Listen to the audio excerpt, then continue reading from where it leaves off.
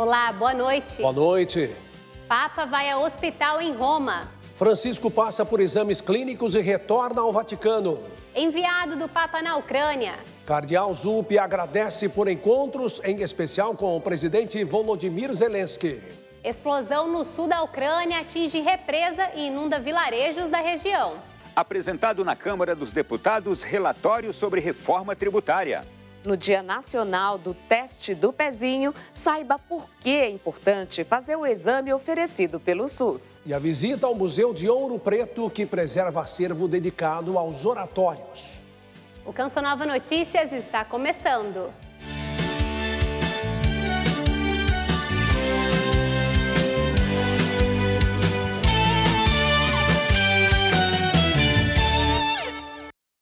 Iniciamos o Canção Nova Notícias com informações sobre a saúde do Papa Francisco, que tem 86 anos e hoje foi ao Hospital Gemelli de Roma.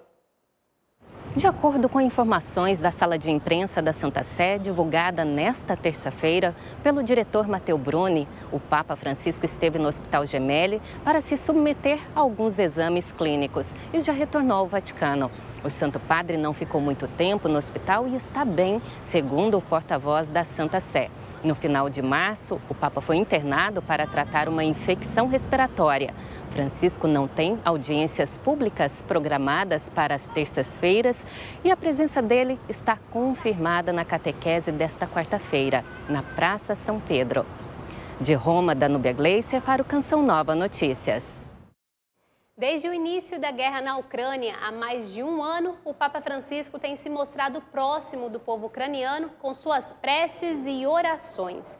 Hoje, uma explosão atingiu uma importante represa no sul do país. O incidente inundou vilarejos e comunidades da região onde moram mais de 16 mil pessoas e pode afetar até mesmo o funcionamento da maior usina nuclear da Europa, a de Zaporizhzhia. A Ucrânia acusou as forças russas de terem explodido uma grande barragem e usina hidrelétrica em Kherson, região do sul do país, sob controle de Moscou. Já as autoridades russas responderam que a barragem no rio Dnipro foi danificada por ataques militares ucranianos. Nenhum dos lados ofereceu provas de quem era o culpado. As convenções de Genebra proíbem explicitamente alvejar barragens em guerra, devido ao perigo para os civis. Além das inundações, o rompimento da barragem pode ter como consequências a escassez de água e a drenagem do suprimento de água potável que abastece o sul do país e da Crimeia, península anexada pela Rússia. Outro perigo é a redução de água disponível para resfriar os reatores de Zaporizhzhia, a maior usina nuclear da Europa. Economic and ecological catastrophe. O secretário-geral da entidade, Antônio Guterres, classificou o rompimento da barragem como catástrofe humanitária, econômica e ecológica. Disse que a ONU não tem mais informações sobre a destruição da usina hidrelétrica, mas o que é certo é que é outra consequência devastadora da invasão russa na Ucrânia. This is another devastating consequence of the Russian invasion of Ukraine. Pelo menos 16 mil pessoas perderam suas casas. O abastecimento de água potável e limpa está em risco para milhares de pessoas. De acordo com Guterres, as Nações Unidas coordenam com o governo ucraniano o envio de apoio, incluindo água potável e pastilhas de purificação de água. O cardeal Matteo Zuppi, enviado do Papa Francisco à Ucrânia, se reuniu com o presidente Volodymyr Zelensky. Entre reuniões de cúpula e oração em Bucha, o principal assunto: encontrar caminhos para a paz.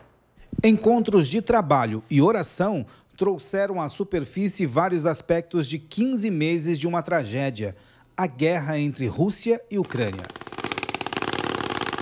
O cardeal Matteo Zuppi se encontrou hoje com o presidente Zelensky. Na pauta, os caminhos para alcançar uma paz justa e apoiar gestos de humanidade para aliviar as tensões.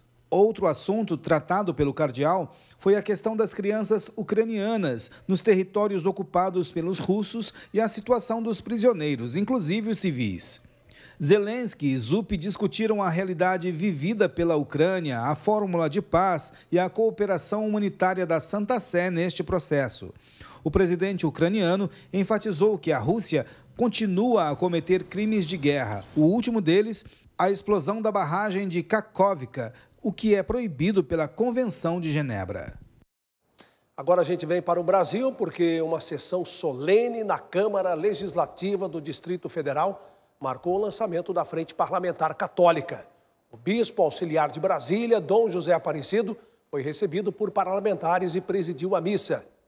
Sobre este assunto, nós vamos chamar Ronaldo da Silva, na capital federal, em nossos estúdios, que tem mais informações. Ronaldo, boa noite. Olá, Reinaldo, muito boa noite para você também. Boa noite a toda a bancada, a nossa equipe e a todas as pessoas que agora nos acompanham. Olha, o grupo quer promover a defesa da vida e os valores cristãos no legislativo local. Acompanhe agora os detalhes na reportagem de Ersomar Ribeiro e Francisco Coelho. Como forma de anunciar o evangelho e marcar a presença da igreja no poder público, o deputado distrital João Cardoso propôs a criação da Frente Parlamentar Católica na Câmara Legislativa do Distrito Federal. O Papa Francisco ele deixa bem claro, né? A melhor forma de praticar a caridade é através da política. Isso foi uma das coisas que mais me incentivou a entrar na política, né? E eu tenho a vivência católica desde a minha meninice, né? E depois dos 22 anos, onde começamos a evangelizar, eu e minha esposa, né? Depois vieram os filhos, 8 filhos, que também receberam a mesma fé católica. E nós sabemos que é muito importante, nós temos que ter essa presença aqui, mas pessoas que possam estar defendendo a vida, defendendo os valores. A Frente Católica conta com a participação de 9 deputados, incluindo o presidente da Câmara. O grupo terá como missão promover os valores do cristianismo, como a defesa da vida e a visão da igreja nos debates legislativos locais. Não será uma frente parlamentar que vai ficar parada, vai ser uma frente parlamentar que vai defender esses valores cristãos católicos. O lançamento foi marcado com a celebração da Santa Missa, presidida pelo bispo auxiliar de Brasília, Dom José Aparecido. O religioso destacou a importância de professar a fé em todos os lugares. O católico é cidadão, cidadão desse mundo e cidadão da Jerusalém Celeste também, da Cidade de Deus, né? E como cidadão ele participa junto com os outros cidadãos para construir a cidade, vou usar a expressão de Santo Agostinho, né? A cidade do homem, né? Em vista da plena realização humana para chegar à cidade de Deus. Faz parte da nossa vocação. A iniciativa foi bem recebida pelos servidores da casa. Essa Frente Parlamentar Católica vai nos ajudar a ver melhor, olhar com outros olhos para os outros, né? Para aquelas pessoas que precisam dessas políticas públicas que saem daqui, que saem dessa Casa Legislativa. Já na Câmara Federal, aqui em Brasília, foi apresentado hoje o relatório da reforma tributária. Em entrevista coletiva, o relator, o deputado Aguinaldo Ribeiro, falou do andamento e das datas previstas para a votação. O relator da reforma tributária apresentou o resultado das sessões e audiências públicas, com mais de 140 especialistas. Aguinaldo Ribeiro citou a criação de um imposto sobre bens e serviços cobrado como tributo federal, estadual e municipal. A proposta é que o valor substitua outros 5 impostos: IPI, PIS/COFINS, ICMS estadual e ISS municipal. O coordenador do grupo de trabalho, o deputado Reginaldo Lopes, destacou que a reforma deve ser votada ainda neste mês aqui na Câmara dos Deputados. Lopes explicou que o relatório apresentado hoje é o resumo de trabalho do que o grupo realizou e também um pouco da história dos mais de 35 anos de discussão da reforma. O grupo espera alcançar mais de 400 votos favoráveis. De Brasília, Aline Campelo para o Canção Nova Notícias. E o Tribunal Superior Eleitoral marcou para 22 de junho o julgamento do processo aberto pelo PDT contra o ex-presidente Jair Bolsonaro. A justificativa apresentada é de que, em uma reunião do ex-presidente com embaixadores realizada em julho passado, Bolsonaro teria criticado o sistema eletrônico de votação. No processo, o ex-presidente é acusado de abuso de poder político e uso indevido dos meios de comunicação. A defesa do ex-presidente afirmou que o caso não poderia ser julgado na Justiça Eleitoral e que no dia da reunião com embaixadores, o nome de Jair Bolsonaro ainda não havia sido aprovado na convenção partidária, ou seja, não era candidato oficial nas eleições de 2022. E em Campos do Jordão, interior de São Paulo, a proteção de crianças e adolescentes contra o trabalho infantil foi tema de um fórum entre magistrados, estudantes e o público em geral. O evento foi promovido pelo Tribunal Regional do Trabalho da 15ª Região e pelo Comitê de Erradicação do Trabalho Infantil e de Estímulo à Aprendizagem. A deputada Simone Marqueto fez um breve balanço do evento. O que mais me deixou feliz é ver juízes, ministros, promotores, desembargadores, de fato preocupados com o futuro de jovens e crianças do nosso país. A discussão ali, por exemplo, não era se empresas estão cumprindo ou não a cota em autuar essas empresas. A discussão ali é como a gente pode promover essa discussão de uma forma saudável, proporcionando a esses jovens qualidade de vida e dignidade por meio da aprendizagem e por meio do trabalho. Então, a gente tem uma casa onde os jovens vão trabalhar, vão estar abrigados e vão estar estudando. E é o papel do Estado. Então, essa discussão foi feita e cada um sairá com a sua missão. O Canso Nova Notícias está de volta. Vamos para a previsão do tempo. Até o final de semana, a previsão da chegada de uma frente fria na região sul, que avança pelo país e deixa os dias mais frios. Amanhã, as capitais podem atingir mínimas entre os 11 e 16 graus. E a máxima não passa dos 26 nas 3 capitais. E vai chover no sul do estado gaúcho, mas sem alertas. Diferente das áreas do topo do mapa, em que a chuva forte continua deixando a população em alerta. O volume de água segue alto do litoral baiano até Recife e também no litoral do Ceará. No norte, os maiores acumulados se concentram em Roraima, norte do Amazonas e na região litorânea do Amapá. Bom, o tempo mais frio volta a agir nas noites e manhãs das 5 regiões do país. Por mais que à tarde o sol ajude a esquentar as temperaturas, o dia começa com friozinho de 11 graus em Belo Horizonte, 14 em Goiânia e 12 na capital paulista. Sobre a umidade relativa do ar, o destaque segue nas áreas centrais do país, onde registra níveis abaixo dos 20%. Precisamos nos hidratar bastante, porque o tempo seco é propício para as alergias, viu, Reinaldo? Ok, Yara, pois é, beber bastante água, né? O número de casos de dengue no país aumentou 30%, segundo o Ministério da Saúde. Os meses chuvosos favoreceram a proliferação do mosquito, mas a prevenção não acontece só nos cuidados com água parada. É necessário também descartar o lixo de forma correta. Potes, sacolas, garrafas, além de causar sujeira e poluir o meio ambiente, o lixo descartado em áreas irregulares pode colaborar para o aparecimento de doenças, como a causada pela proliferação do mosquito da dengue. Seu Frank levanta de madrugada para recolher materiais descartáveis. A atividade contribui com a saúde pública. Vou trabalhar catando reciclagem. Aí chego, vou escolher direitinho e vou pegar tudo, né? Marro os bags, cubo com plástico, para não ter perigo de dar problema, né? E manter limpo aqui à frente, não deixo nada bagunçado. O trabalho de coleta seletiva do Seu Frank é fundamental, mas infelizmente nem todas as pessoas pensam assim. Segundo o Ministério da Saúde, mais de 330 pessoas perderam a vida nos primeiros 4 meses do ano em decorrência da dengue. Esse calor, uma quantidade de chuva enorme que teve, fez com que o mosquito agisse da forma negativa para a gente e hoje aí nós estamos aí beirando os 1000 casos de dengue já.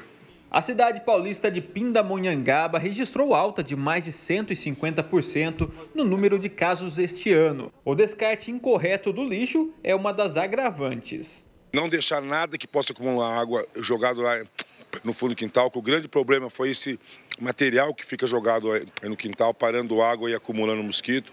Os vasos de planta devem ser olhados. Então, dedicar 10 minutos para tirar tudo que possa acumular água dentro de casa. Para auxiliar este trabalho de cuidado com as vias, a Prefeitura mantém o ponto de entrega voluntária. A instalação de unidades de PEV no município de Pindamonhangaba, ela traz a possibilidade da pessoa descartar corretamente o seu material inservível. Então é uma forma consciente do cidadão ter a sua cidade limpa, colaborar para o meio ambiente, colaborar para o combate à dengue, né, que vem crescendo muito na cidade. O descaso com o meio ambiente e o trabalho público é uma realidade de todos os dias. Durante a gravação desta matéria, nosso repórter cinematográfico flagrou algumas cenas de desrespeito com a casa comum. Não deixar sujeira na frente das portas dentro de casa, né? Para evitar dengue, como você falou agora, né? É preciso cuidado. Hoje é Dia Nacional do Teste do Pezinho. A data existe para conscientizar o quanto é necessário este exame oferecido gratuitamente em todas as unidades do SUS. Vamos chamar Elane Gomes, em São Paulo, que traz os detalhes. Boa noite, Elane. Olá, boa noite para vocês aí no estúdio e boa noite para você que nos acompanha. Pois é, o teste do pezinho é obrigatório e deve ser realizado em todos os recém-nascidos, preferencialmente entre o 2º e o 7º dia de vida. Pelo SUS, o exame pode detectar até 50 doenças. Uma simples picadinha no calcanhar do recém-nascido pode salvar a vida do bebê. Ele deve ser colhido após as 48 horas de nascido e até o 5º dia após o nascimento, tá? Isso é muito importante. Por quê? Porque a criança tem que ter sido exposta à proteína do leite materno, porque algumas doenças detectadas, elas têm que ter esse estímulo da alimentação. Pelo exame, Solange descobriu que seu filho é portador de uma doença rara. O teste do pezinho, ele também é uma porta de comunicação com a família, que vai ser a principal responsável cuidadora da criança. Então, não só atende e contempla as necessidades da criança, tratamento e inclusão, quanto também da família. A história da triagem neonatal aqui no país começou aqui no Instituto Jô Clemente, o primeiro da América Latina a implementar o teste do pezinho. O teste do pezinho é obrigatório e disponibilizado pelo Sistema Único de Saúde, a lei federal que garante a ampliação do exame para detectar até 50 doenças passou a vigorar em maio de 2022. Segundo o Ministério da Saúde, o processo é gradual nos estados e municípios. O município de São Paulo ampliou o teste, então ele oferece em todas as maternidades do sistema público, né, do município, eles têm direito de fazer o teste ampliado. Na capital paulista, um evento reuniu médicos, especialistas e autoridades da área da saúde para debater o tema e recordar a campanha Junho Lilás, que enfatiza a importância da realização do exame neonatal. Além de evitar a morte, evitar sequelas, ele pode retardar algumas sequelas. Porque algumas doenças você não tem como evitar sequelas, mas você pode diminuir muito e melhorar a qualidade de vida da criança. O diagnóstico precoce foi fundamental para o tratamento do filho de Solange. Hoje ele fala, ele anda, corre, ele é super esperto, sagaz, está completamente par com os amigos e com pequenos desafios, mas que podem ser contornados com facilidade. Jovens da Arquidiocese de São Paulo realizam uma vigília universitária em preparação para a festa de Corpus Christi, que é uma manifestação da fé em Jesus no sacramento da Eucaristia. Desde muitos séculos, fiéis e sacerdotes em igrejas de todo o mundo manifestam a fé na Eucaristia. O Corpus Christi é o único momento em que o sacrário sai do templo e vai às ruas, passando no meio do povo. Celebramos esta grande festa para proclamar a presença real de Jesus Cristo no Santíssimo Sacramento do altar.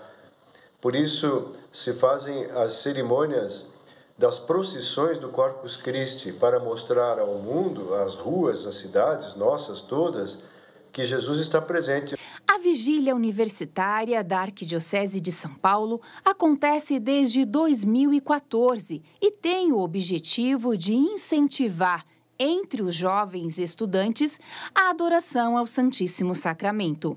A iniciativa é do Vicariato Episcopal para a Educação e a Universidade. Nós nunca agradeceremos suficientemente A entrega de Jesus por nós está presente dia e noite nos nossos sacrários. Portanto, nós devemos dar a Ele também o nosso tempo, a nossa atenção, fazendo uma visita ao Santíssimo, frequentando a igreja, conversando com Ele, colocando nas suas mãos as nossas necessidades. O evento começa com uma missa presidida pelo vigário episcopal para a educação e a universidade, Dom Carlos Lema Garcia. A vigília será das 8 às 10 da noite, na paróquia Nossa Senhora de Monte Serrat, Largo dos Pinheiros, na capital paulista. Estamos de volta com Canção Nova Notícias. A Diocese de Bacabal, no Maranhão, tem agora um grande aliado contra a fome e o desamparo. O Rancho de Benedito vai amenizar a dor e o sofrimento daqueles que mais precisam.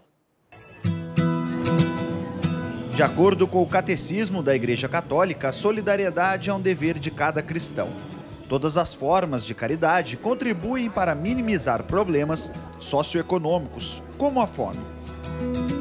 No interior do estado do Maranhão, a Diocese de Bacabal se une em prol dos mais necessitados. Um sonho realizado pelas mãos de voluntários, devotos e uma comunidade conhecida por praticar o bem. Um momento de alegria, um momento de muito contentamento, e que nós estamos fazendo para agradecer a Diocese de Bacabal, aqui no Santuário de São Benedito Pedreiras, Maranhão, a primeira experiência da nossa campanha da fraternidade como gesto concreto. O Rancho de Benedito vai oferecer almoço e jantar todos os dias. São 85 refeições para jovens, adultos e 150 crianças em situação de vulnerabilidade. Muita gente achava que não dava certo, porque aqui não era lugar apropriado, porque veriam as pessoas que são discriminadas pela população. Nós estamos uníssonos numa só causa: combater a fome, combater a desigualdade social, combater todo tipo de preconceito. E aqui é a casa dos pobres, a casa dos homens que vivem em situação de rua. A imagem de São Benedito nas mãos de uma das moradoras simboliza gratidão. A intercessão do santo contribuiu para a obra acontecer. A bênção realizada pelo reitor marcou a inauguração do local no último domingo. Que o Senhor abençoe o Rancho de Benedito. Durante o almoço, alegria e emoção. O trabalho em equipe traz esperança e respeito pela pessoa humana.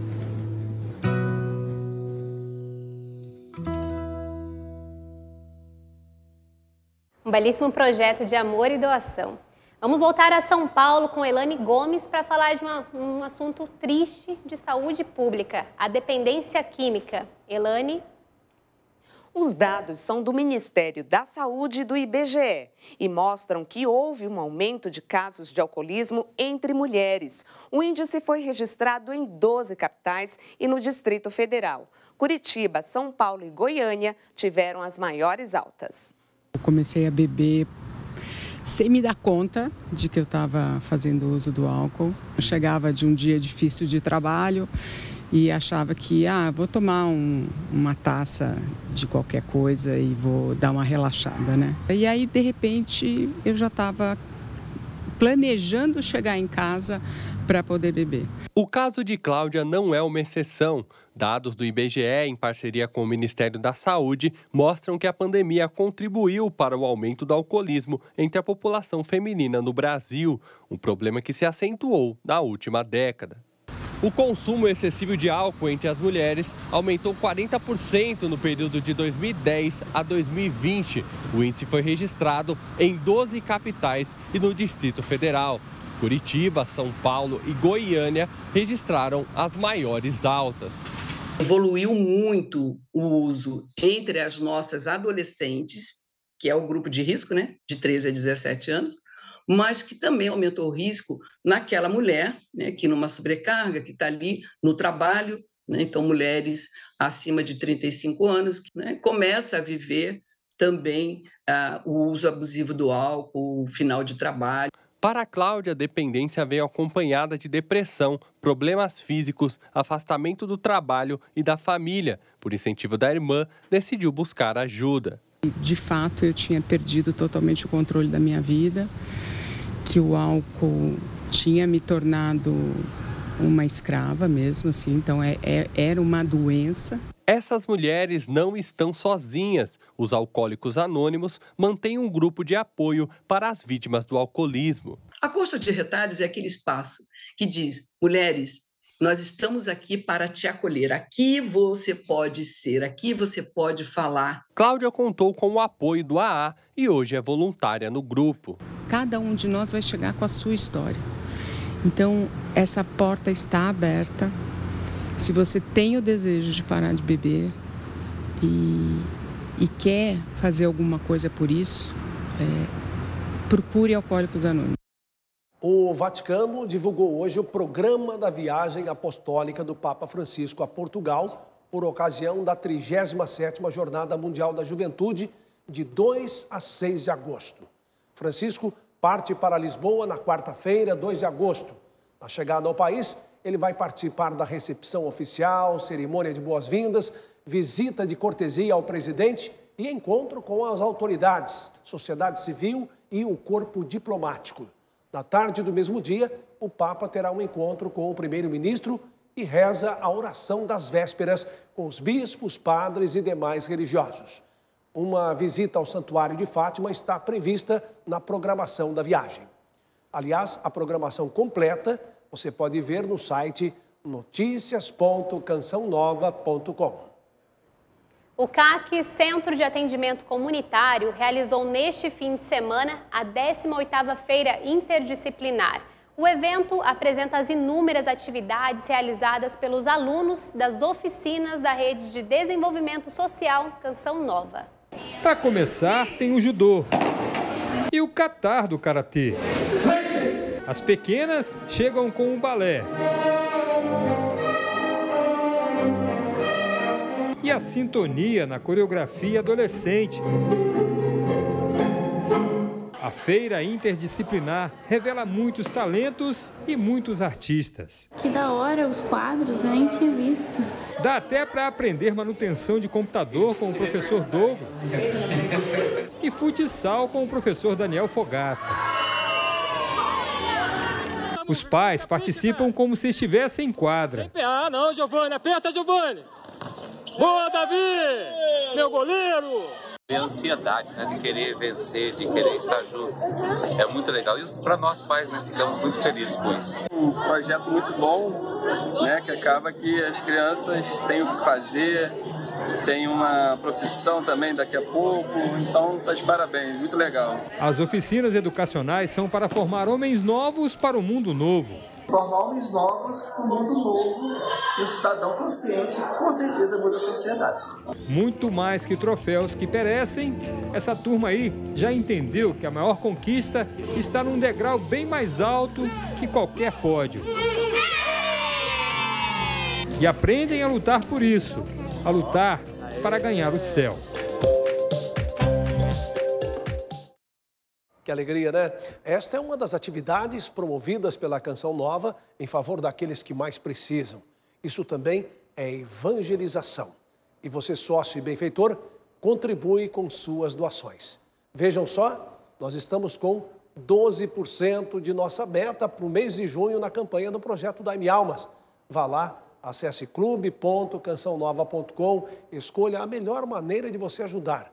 Se preferir, doe pelo Pix. pix.doação@cançãonova.com e obrigado por sua fidelidade. Por acaso você gosta de visitar museus? Sabia que existe no Brasil um dedicado apenas aos oratórios? E fica na cidade histórica de Ouro Preto. Nossa equipe foi lá conhecer e mostra um pouco desse acervo. Inaugurado em 1998, o Museu do Oratório fica a poucos metros da Praça Tiradentes, centro histórico de Ouro Preto. Durante algum tempo, Aleijadinho morou neste casarão de 3 andares no pátio da Igreja de Nossa Senhora do Carmo.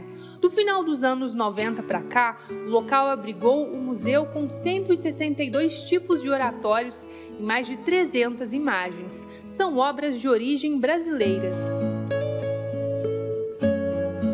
A apreciadora de oratórios e colecionadora desde a infância, Ângela Gutierrez doou o acervo ao IPHAN por entender o valor histórico desses acessórios quando expostos. A mãe levava a filha e falava, olha, na fazenda da sua avó tinha um oratório como esse, ou então tinha uma santinha como essa, e a gente não sabe onde foi, ninguém cuidou, ninguém guardou.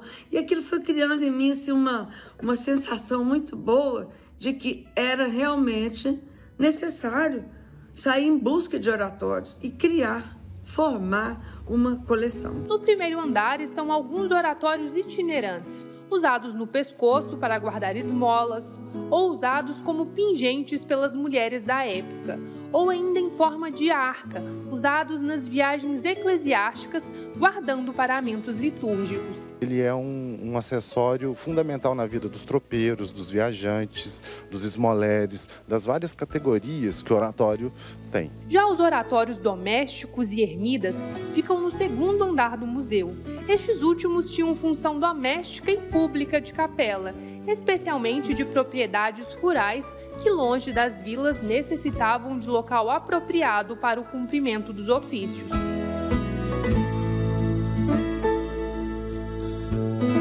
No último andar, o visitante encontra oratórios eruditos e de referência artística, que eram encontrados nos salões de classes mais ricas.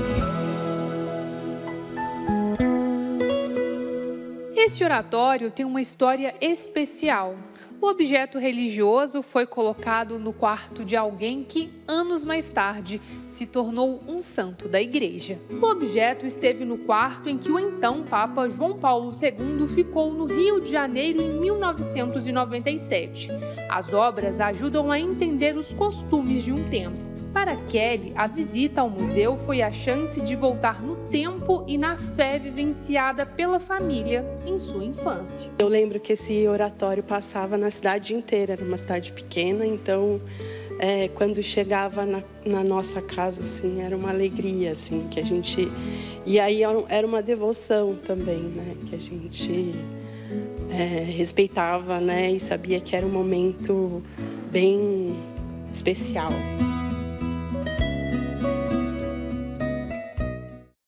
Que acervo maravilhoso, né? Muitos oratórios e dá para visitar. O Canção Nova Notícias fica por aqui. Reveja as reportagens lá no portal noticias.cançãonova.com. Assista daqui a pouco, a partir de 8 horas, ao programa Pra Ser Feliz, ao vivo com o padre Adriano Zandoná. Uma ótima noite a você. Boa noite, paz para você.